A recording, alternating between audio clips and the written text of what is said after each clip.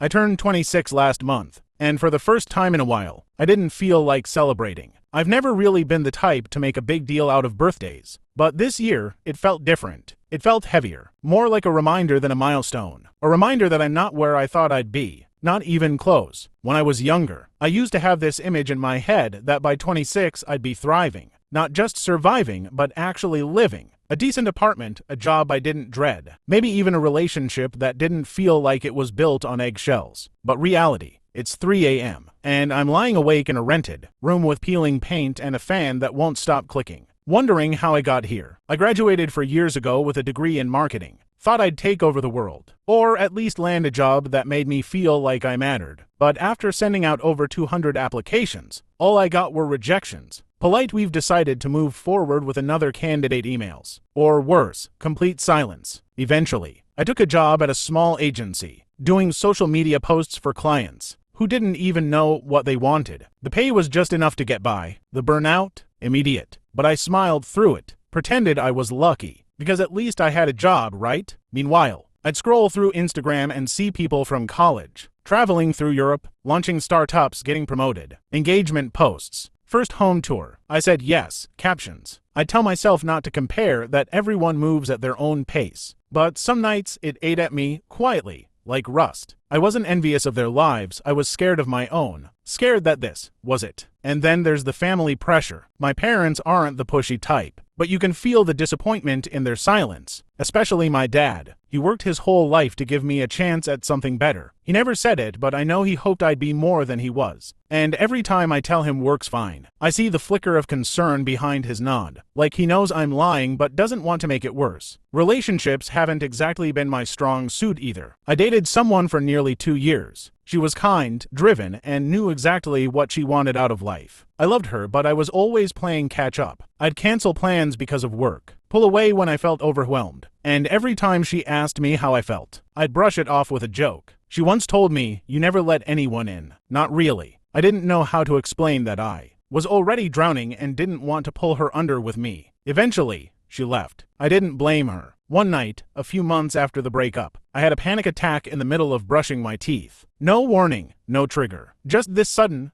crushing wave of dread. I dropped the toothbrush, leaned over the sink, and couldn't breathe. That's when I realized this wasn't just stress. This was something deeper. I started therapy after that.